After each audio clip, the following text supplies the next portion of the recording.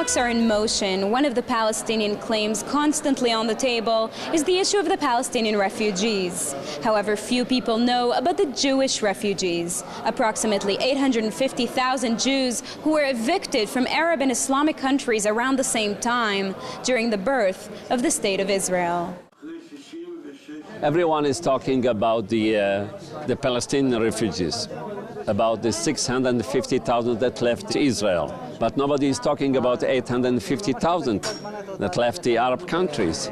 And most of them, they left a lot of property there, and they were forced to leave. In other words, if we want to discuss the rights of the Palestinian refugees, you have to also to discuss the rights and to look for a compensation for these Jewish people that left all their properties in the Arab lands before they came to Israel. As a matter of fact, before they were forced to leave and to come to Israel. And so a new law is being formulated in the Knesset to commemorate the story of these refugees, the Jews who lost their communities. We don't know the history of the Jewish people in the Arab countries. Not everybody is aware of the history, so in order to learn and to know something about it, we recommend that we pass a law, a special law. It's like a Memorial Day in which the Ministry of Education will prepare some programs and some curriculum to study more about the Jewish people in the Arab countries. Regardless of anything, the subject must be brought up. It must be talked about, and I think even within the State of Israel, the awareness to this subject is virtually non-existent, and it must start from home and also towards the world. Yitzhak Ben Gad is a Libyan-born Israeli. Growing up in Libya, his family was chased away when he was 11 years old. As a child, I remember the suffering of the Jewish community, the Arab aggression against our people. A Jew has to know his place.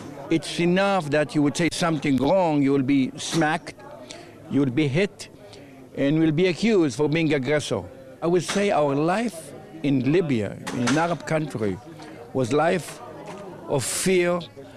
So when the state was established in 1948, almost all the Libyan community left Libya, and they went to Israel.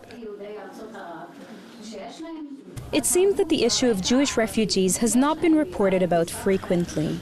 Jews from Tunisia, Morocco, Iran, and other Arab countries are upset that this is an issue which certainly receives less limelight than that of the other side. The time has come that if the Arab speaks about their refugee problem, we have our refugee problems. We have to see justice here. Justice cannot be divided. It be applied to Palestinians and avoided by the Israelis. The Jewish world in 1948 mobilized itself to help the Jewish refugees from Arab countries for their problem to be solved.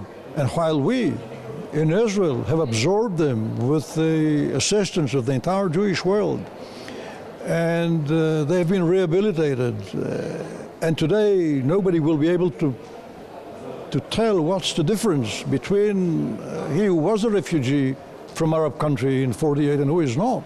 They are the rank and file of our society. Yet at the same time, when you look upon the Arab refugees, the Arabs kept this problem of theirs alive. They didn't try to solve the problem of the Arab refugees. They kept them in refugee camps so that they could, with these refugees, hold up the banner of continuing the war against the State of Israel. And as if we are responsible for that. This issue of Jews who were evicted from Arab countries and absorbed in Israel was discussed here in the Knesset and will be addressed in the United Nations as well. For JN1, I'm Sivan Raviv in the Israeli Parliament, Jerusalem.